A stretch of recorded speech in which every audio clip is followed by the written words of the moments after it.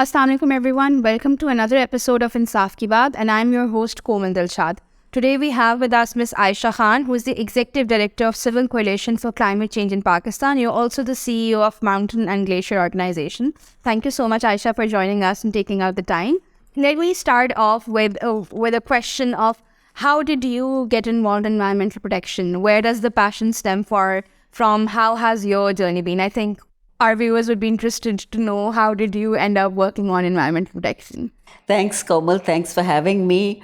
My journey has been very long. I think as far as my interest in nature goes back to my childhood years, because I can always remember being more of an outdoor person and feeling that, nature is something where I find peace.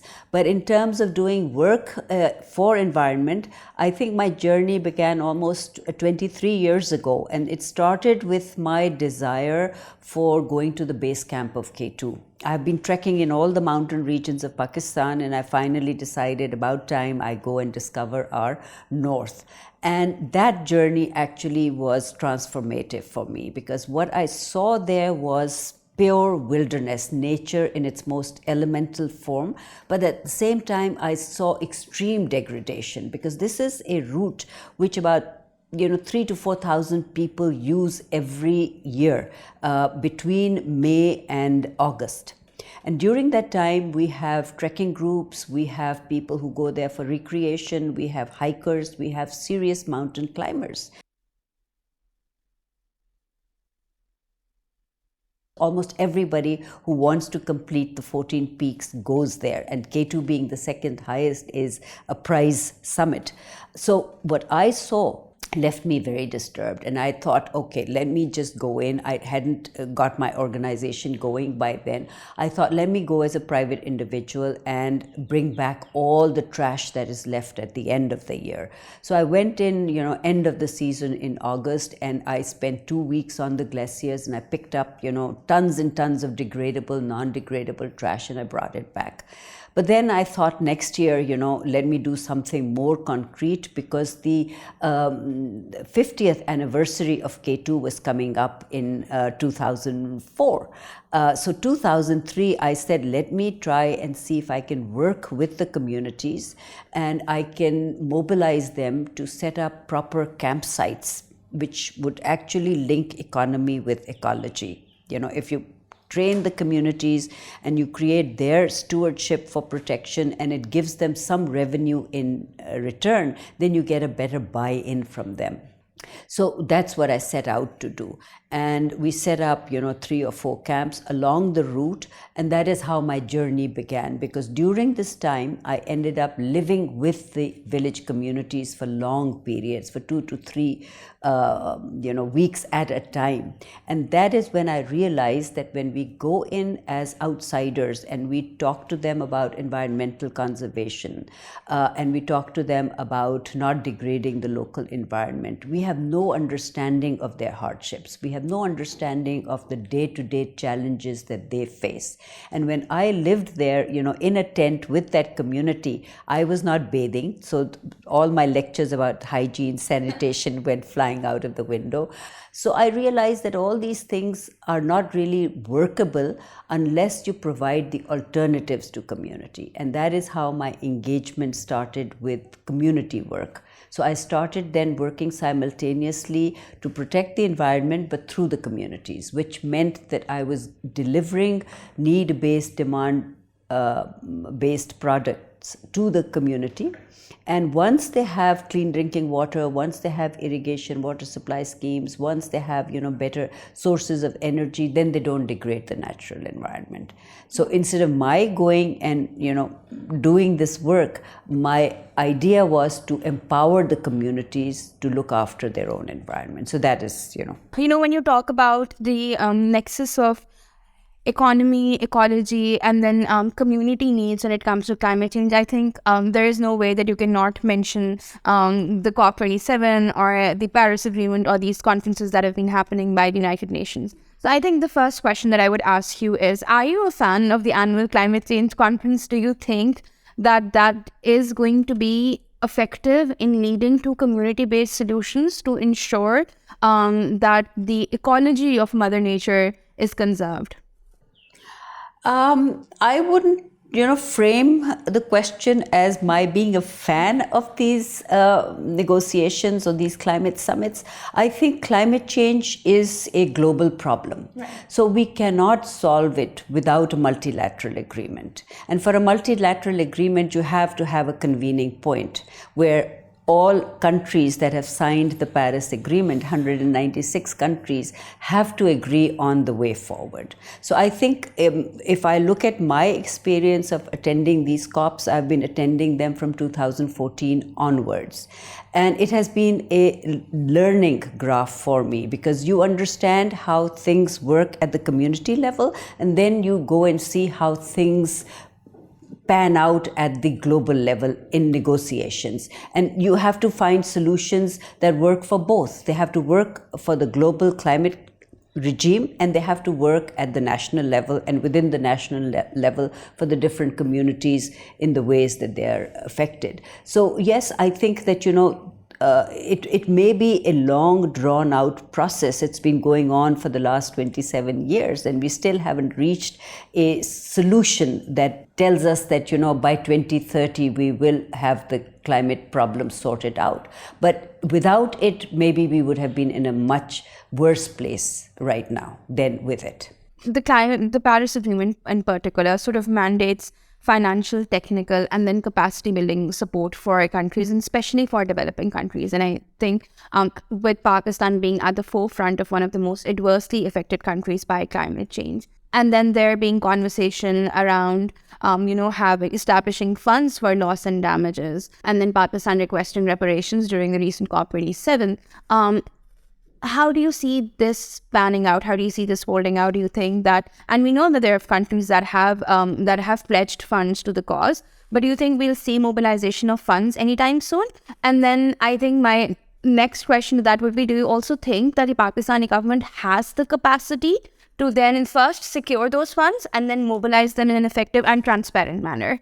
Okay. I know that's a lot of questions, but let's start with the Paris Agreement. So Paris Agreement, I think, a triumph of French diplomacy, because they were able to get 196 countries to agree on an agenda of solutions. So I think that's the first step, that everyone says common but differentiated responsibility. So what we're looking at is trying to keep the global temperature increase below 2 degrees with an ambition of 1.5, to have a financial mechanism for providing support to developing countries and providing technological support as well. Loss and damage was not part of the Paris Agreement as such, but it has been a demand from the developing countries, because the losses and damages that we suffer are enormous as a result of climate change. So the 100 billion that was pledged never actually materialized, and there was a lot of greenwashing in that also. By some estimates, it was about 80 billion. Others take it to even lesser than that. So I think the question, which has become a contentious point between the global north and the global south, is who is responsible and who is going to pick up the cost for it. Essentially, that is what everything is about. It's all about climate finance. Who is going to finance? Because when you look at the responsibility part, it is very clear. I think no one can actually refute that the global north is responsible for the historical emissions. But at the same time, I think because the issue is contentious, we also have to look at the responsibility of the global south.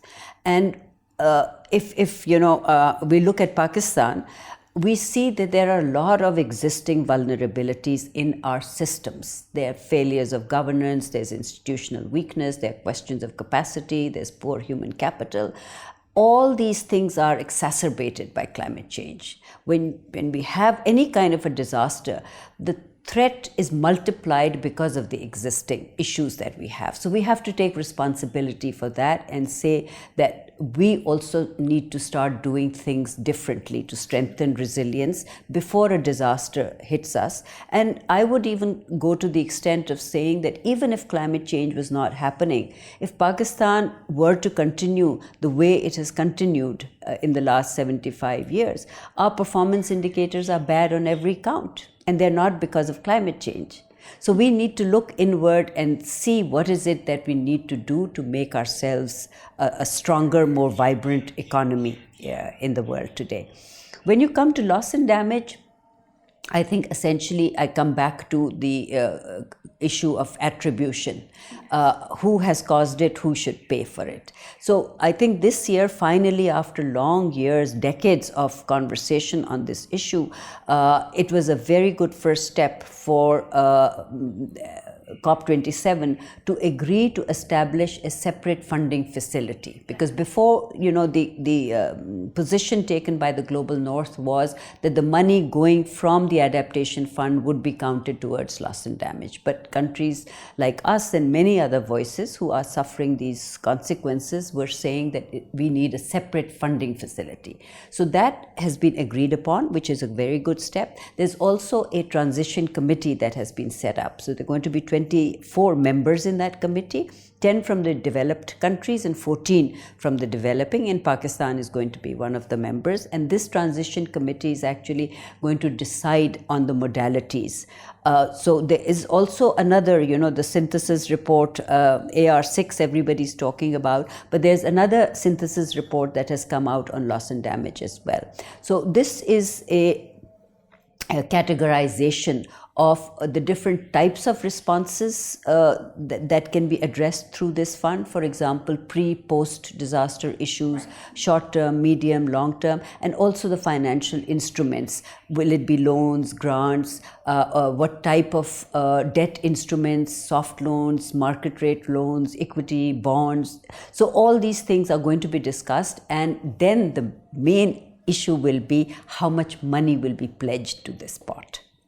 And as for Pakistan, I think, we have to understand that we are not the only country who are suffering as a result of climate change. There are, 100 countries probably that are suffering from the result of climate change. So there'll never really be enough money to compensate or address issues of loss and damage. So what needs to be done simultaneously is decrease in emissions reduction. So the global north, or the 6, 7, 8 countries that are responsible for the problem, have to reduce emissions. That is the ultimate solution. And I think at COP28 is going to be a watershed COP in many ways. The considerations presented by and recommendations by the transition committee will be discussed at COP28. And also it's a COP for stock taking. The pledges that were made earlier, how much have people been able to ensure compliance with those pledges, and what are the new pledges? Because according to all reports, the countries need to improve or increase those existing pledges by 4 times more. So that doesn't seem likely. So almost everyone now thinks that, we're headed towards a world that is going to warm by at least 2.1 to 3.5 degrees. And I think it's interesting that you've talked about the transition committee. I think at the same time, and then Pakistan is not the only country to be adversely affected by climate change. I think the political instability in the country will also have a huge role to will play a huge role in when we enter the negotiations for which country is going to get how much money, because the more politically stable you are, the better systems you have. That means that you can probably get better grants or loans or whatever the financial instrument is going to be. How do you think, based on the current political instability, what are some of the key steps that the current or the incoming government, if and when the elections happen, can take to ensure that the conversation around climate change in Pakistan and its adverse effects remains contained there, and the rest of the politics of the region or the politics within the country cause the least damage to that conversation? Because it's going to be very difficult to keep the global political agenda, the Pakistani political agenda, separate from the conversation. So what would be your recommendation? How should the government be taking that forward, or how should they be looking at that? I think it's very distressing to see that at a time when we're facing so many problems, challenges, we have the climate change related disasters. We still have people who are sitting there displaced as a result of the floods that took place in 2022. We have an economy that is in a tailspin. We have, political polarization. We have social discontent. We have inflation. So there's, too many moving parts right now. And in the midst of all that, you see that there is a tremendous political conflict going on. And that is something I think the political managers in our country need to sit down and recognize that political stability is key for building resilience. It's interesting that you've talked about floods, and we've talked about the politics around it as well. A lot of your work is centered around water scarcity, the water crisis in Pakistan, and the way you've explained your journey from going to the base camp of K2. Estimates say that if we don't get the problem under control by 2100, essentially all of the glaciers in Pakistan would have melted. And we do know that they're one of the major sources of water in the country. For our viewers, can I ask you to take a minute and explain what the water scarcity crisis in Pakistan actually is? Because there's a lot of conversation around it, but I think very few people know what the actual crisis is and what's the magnitude of it for the country. I'll need more than a minute to answer that. Okay, looking at water from two different dimensions. One is water management within the country, and the other is the issue of transboundary water. So we can, talk about that later. We have to look at the source of our water. We get our water from the HK, the Himalaya Karakoram and Hindu Kush mountain ranges. We have the three western rivers, and River Indus is the artery for us. It's the lifeline for us.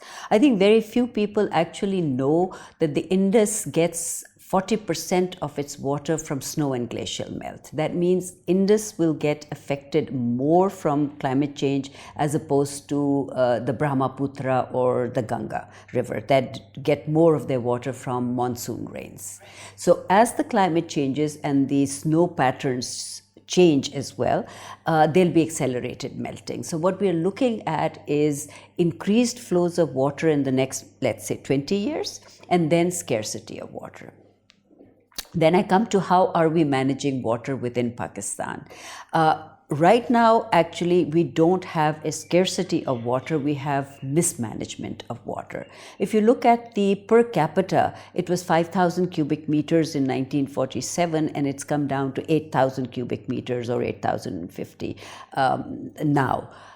So this big difference is not so much due to any change in the flow patterns or the availability of water. It is largely because the population has gone up unsustainably. And that is, something that is going to be a game changer everywhere, no matter what you look at, food, energy, water usage. If the numbers keep increasing, you'll never be able to cater for so many people. But, Indus is our single river system. We are a single basin country. We are also a lower riparian country. So those are three things that put us at a disadvantage, and therefore makes it even more important that we use our water judiciously. Right now, 90% of this water is being used for unproductive agriculture. If you look at, the crop per drop of value of that water, we are one of the highest in the world. And at the same time, we say that we have a water shortage problem. We don't have any groundwater regulatory framework. People are siphoning water from the underground reservoirs, and that source is also depleting. We are growing the wrong kind of crops. They're all water intensive. We are growing them in the wrong place. For example, we are growing sugar where we should have been growing cotton. So we're doing a lot of things which are not right, and we need to address these to be able to manage our water and its distribution more efficiently. We're also not investing enough in rainwater harvesting, and we are drawing more water, and we are not replenishing them adequately. So when you look at all these things, you realize that water is going to become a driver of conflict very soon. So that is, even if you don't have any changes in your flow patterns with the increase in population and the distribution between rural and urban uses of water, there's going to be problem. I was recently looking at a chart of water quality in the world that kind of scores or grades water by country, and Pakistan has got 15. The other countries in the world that have 100, some have 90, some have 70. Even Afghanistan is 27, which means their water quality score is better than ours. Wow. We are, one of the worst at 15. So that is what it tells you about the water quality, which is a very dangerous thing, because already, if you know, we have 40% rate of stunting in this country, and it's directly related to waterborne diseases and consumption of contaminated water. So if you keep consuming poorer quality of water, your stunting rate will keep growing. So what kind of leadership potential can we see for the future that requires very innovative thinking, that requires, very technical minds to resolve issues that we are going to face and to address them through technology, through resource, through capacity? We are not going to have any of these things. I think there's a lot to unpack in this question, and it paints a really, really dreary picture of where we are heading. But I think it's essential to understand the dreariness of the situation to be able to come up with mitigation steps. I think I'll take it one step at a time and ask questions. My first question would be, management of water across boundaries. We know that the Indus Water Treaty has been in place. We know it's responsible for the distribution of water between Pakistan and India. Recently, a notice has been issued by India to revise the treaty. Pakistan is yet to respond. Now, my question to you as an expert actually would be separate from the politics of it. Do you think that the Indus Water Treaty in its current state, is it favorable to Pakistan or not? And if Pakistan were to seek changes in the treaty, what are some of the changes that Pakistan should be looking at? Because as you've mentioned, we're a single basin country. We rely on the flow of the Indus and its arteries to ensure that our population has enough water. I think the Indus Water Treaty has stood in good stead. Despite the two countries going to war, the treaty was not affected. So essentially, I think it's a good treaty. It provides 138 million acre feet of water to Pakistan, and so far there have been no changes in the intake of this water. So that is one part of it. The other part of it, does it require any modifications? I think at the time the treaty was made, perhaps climate change was not a factor, flows were not a factor, environmental flows. So without changing the treaty, because the treaty is good, it should be left as it is, we can have new protocols. We can have additional protocols to say these are some new elements that have come in. How do we add them to the existing treaty to improve its functionality? It's interesting that you mentioned doing more with less. At the same time, when we have, amongst the million crises that we have an overpopulation crisis as well. And I think that overpopulation crisis is sort of at the base of a lot of the economic and the climate change crisis that we're going under as well. And the reason, and then you rightly pointed out, we have one of the highest rates of stunted growth in our children. I also wanted to focus a little bit on the vulnerable communities and how the water crises or how natural disasters like the recent floods have affected them. We know that floods have adversely been affecting children and women particularly. What do you think are some of the actions or mechanisms that need to be in place to perhaps protect these most vulnerable groups? Because again, I think women and children are at the forefront of the climate crisis again, and these are perhaps two stakeholders that really don't have a seat at the table when it comes to policy decisions. Earlier you had asked me about our mountain communities and, the kind of vulnerabilities that they face. So I'll give you an example from the communities that we work with and how disasters alter their lives. Climate change is going to change the hydrological flow patterns. We all know that. And, in mountain communities, you have riverine floods, you have mud floods, you have flash floods, you even have glacial lake outburst floods. What happens at this community level is lack of awareness. We talk about preparedness, but we haven't really invested in developing the human capital or human capacity. And we also have not provided women with equal access to opportunities and resources. So I think that is very, very important to understand that we have about 49% women in this country. And no country, believe me, no country can make progress unless they take half of their population with them. So we have to empower these women, and in mountain communities, they are the managers of natural resources. I see them slog from morning till evening. They fetch the water, they plow the fields, they stay up during the night when there is water rationing to take their turn for watering the fields, but they have no say in decision making. And these women are intelligent women. When you interact with them, you see that they know what the right solutions is. They have been managing and working with the, experiences taught yes, them of what to do, but they're not given the social space, they're not given the political space. So I think one of the things that we need to look at is also the gender parity index of Pakistan. It is so low that it makes you hang your head in shame. So, when we talk about these issues, we have to look at the sectors, which we all do, water, food, energy, disasters, etc. Then there are the enablers.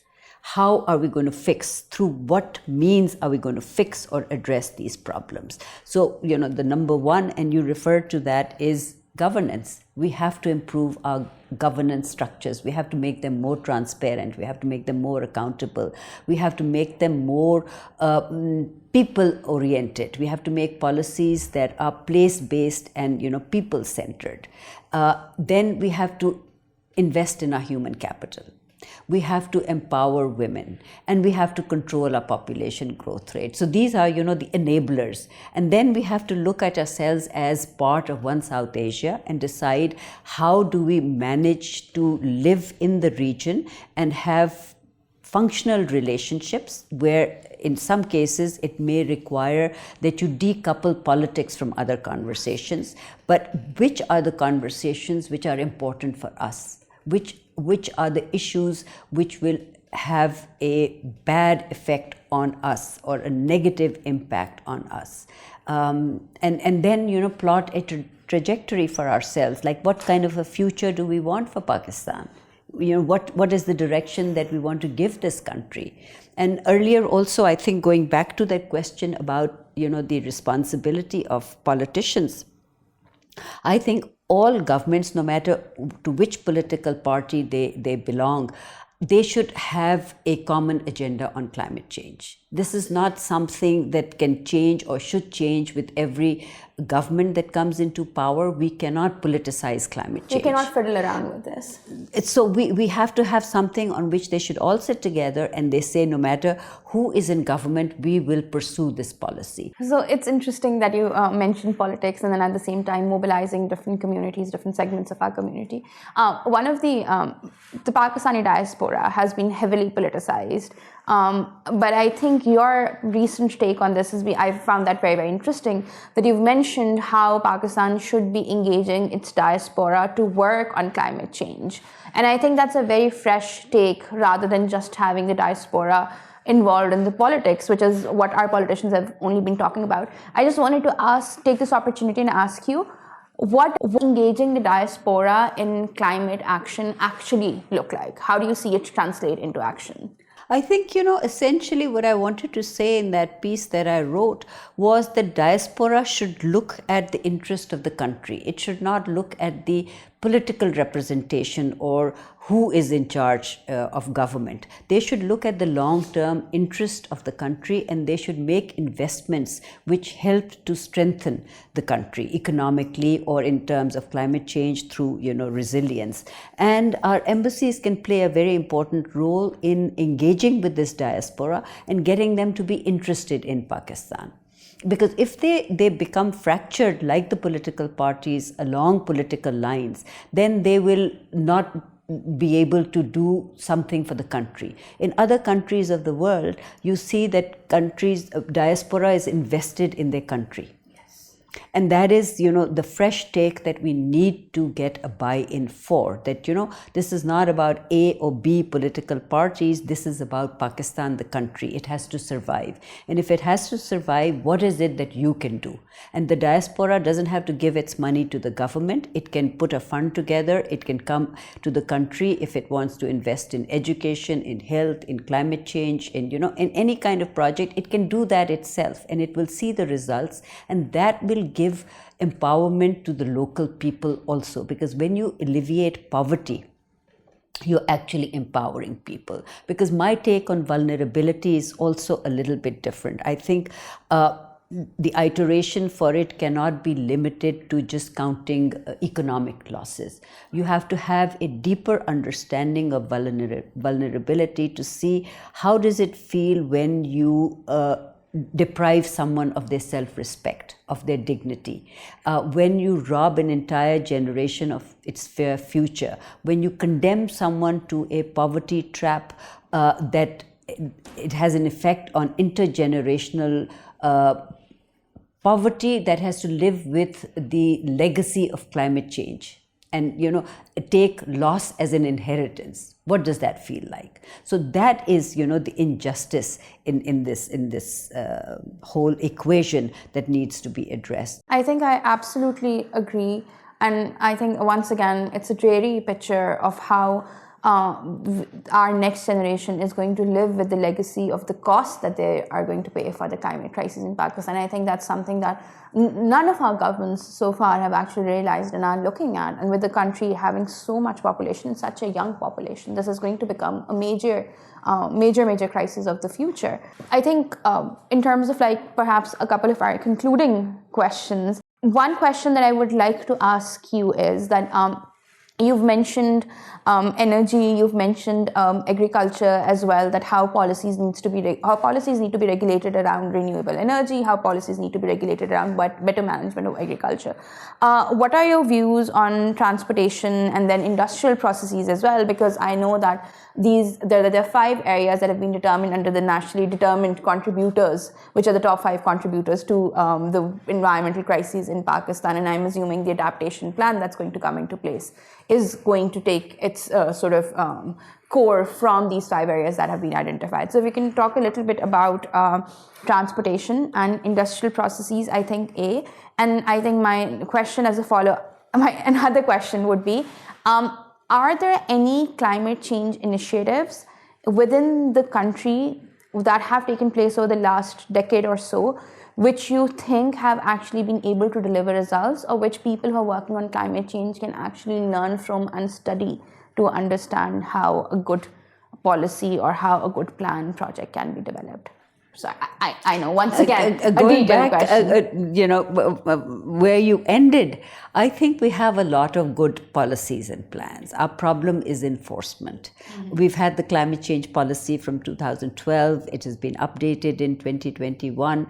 But the problem is that, implementation is very weak. And after the 18th Amendment, this has become even more complex. I think people put attribute a lot of responsibility to the Ministry of Climate Change, but the ministry doesn't have the mandate to do all these things. When we're talking about agriculture, it's the Ministry of Agriculture, it's the Ministry of Energy, it is Ministry of Water Resources, NDMA or the PDMA. So the poor ministry doesn't have funding. Its budget is very little. It doesn't have technical staff on board with it, and it doesn't even have the mandate to go into the provinces to do what it needs to be done. So the capacities actually have to be developed at the provincial level. And I don't think there's anything, we had the tree plantation campaign, which was a very good thing because, suddenly everybody in the country was talking about planting trees. But I don't know, there's no study that's been done to say whether the right species were planted in the right habitat. So, if we are actually having trees which are sucking more water than before, then it's long term going to do damage to us. Secondly, we are counting those trees as carbon sequestration, but saplings don't give you those values of carbon capture. We are still, I think, cutting our forests at a very high rate. So deforestation continues. The mature trees that actually give you carbon sequestration values are being cut, whereas new trees, if they're planted, then one can assume that by the time they become mature enough to give you, sequestration values, you will chop them down also. And at the rate that we are growing, you can see that areas are being cleared everywhere to build new housing schemes. So we are also one of the fastest urbanizing countries in the region. So we will hardly have any rural areas left. Our agricultural lands will be gone. We'll have people living everywhere.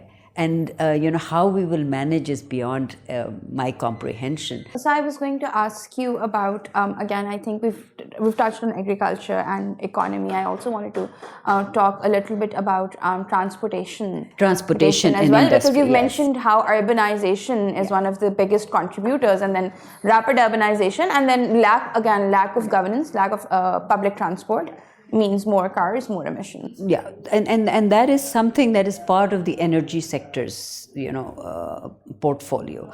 The industry, the emissions that come, because when we talk about the carbon emissions, they're coming from the transport sector, they're coming from the industry. And these are also things that are contributing to air quality decline. If you look at the air quality index in Lahore, it is literally like you're breathing poison. I think this year it was one of the worst cities in the world. It was. So we have to look at that also. I think in industry, it is the polluter pay first principle that should apply. And I also think that we need to have a carbon inventory which every province needs to develop, because that is the way that you can attribute responsibility. And you need to have source aggregation, like where are the different kind of emissions coming from. So if you have apportioned the sources, then you know who is responsible for how much. And I think clearly transport sector is a major culprit in this, because if we don't have any data, we just need to go back to the COVID lockdown, and we see that when there was no transport, the air quality improved dramatically. So we know that is a problem, and we know that the answer to that is mass transit. Again, I think my favorite word for today's podcast has been dreary. Unfortunately, the favorite word. I think my concluding question, and I know we can talk about this for hours and hours and still not be able to come up with a perfect solution to cater this. I think my concluding question on this issue would be, as Pakistan goes into the process of developing its adaptation policy, what are some of the key recommendations that you have that Pakistan should perhaps be considering? I think, as a country, for us, we have a huge challenge, because our topography is such that we have to look at mountain regions, we have to look at, coastal regions, we have to look at desertification and drought situations and flooding situations and gulf situations. So there are a lot of moving parts over there. I think the best approach is to have a adaptation plan in which you prioritize your immediate areas for need for action. And we know that hydrometeorological disasters are going to be the biggest challenge that we will face. So I think we need to develop the capacity of the hydromet department to have impact forecasting, because without that, you're not going to be able to know what the intensity of that disaster is going to be, or its impact. And then we have to start working through local governments. We have to decentralize this issue, and we have to allow local governments and local communities. I'm a great believer in co-creating policies to get, buy-in and also take collective responsibility for things. So we have to see what are the critical areas, because we have to be prepared, on the drought on one hand and flooding on another hand. So we have to work with the different regions which are part of our geography, and we have to prioritize the immediate actions. A plan is always made with short-term, medium-term, long-term actions. So we have to look at what are the immediate areas of crises that are most likely to face Pakistan. And I think in that, water will be one. Out-migration will be another one. Heat islands will be another one. And I think the social safety nets for the poor will become very important to be managed. So we need to look at all these things, and we need to start investing in them. And we can't rely on external finance for everything, because the need is so huge. We have, in the nationally determined contribution, we've asked for something like 7 to 14 billion, and that was, I think, 6 years ago. That money, would have increased by now based on our need.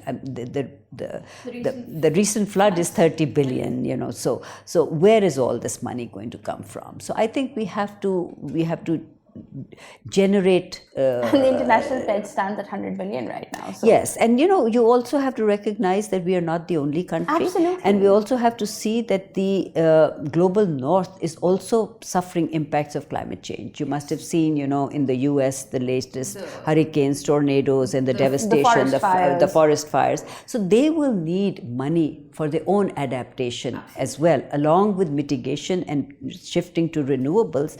They will have to take steps. So, there is, in the AR6 report, it is very clear. They say money is not the issue. There is enough money in the global economy. It is prioritizing its utilization. Right. Are you going to spend it on fighting wars, or are you going to spend it on, addressing issues related to climate change? So I think for Pakistan, we need to see what is our tax to GDP ratio right now. It is one of the lowest in the region. So we have to, as a country, as a people, we have to realize that we need to help ourselves first before we ask someone else to help us.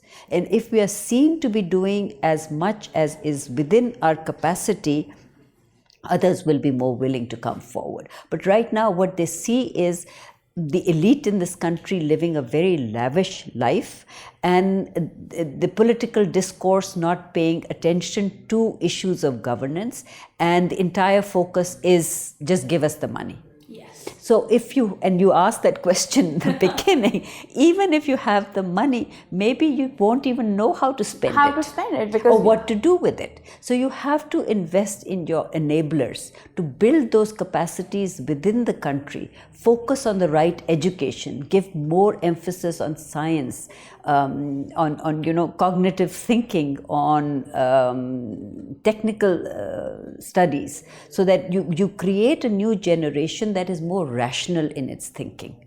I think from what I gather is that also, as while we don't have enough dedicated funds actually for climate change, at the same time, when you're utilizing funding across the transportation sector, around the agriculture sector, everything, climate no longer can be sort of a bucket list item or sort of a separate thing. The climate conversation needs to be plugged into every conversation, is essentially what I'm understanding from what you're saying. And then that will allow us to spend the funds that the country already has in a judicious manner and sort of counter for climate disaster as we spend money across other sectors.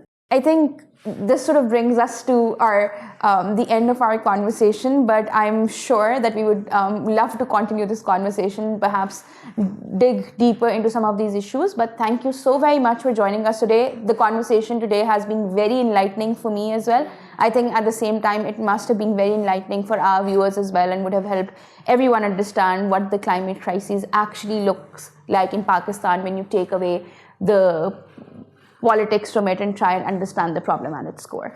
Thank you so much, Aisha, for taking out the time. Really appreciate it. Thank you. I hope it has been, if nothing else, a reality check for people, because you have to be very realistic in the way you assess yourself to be able to move forward. So I hope that, people pay a little more attention to that. Thank you.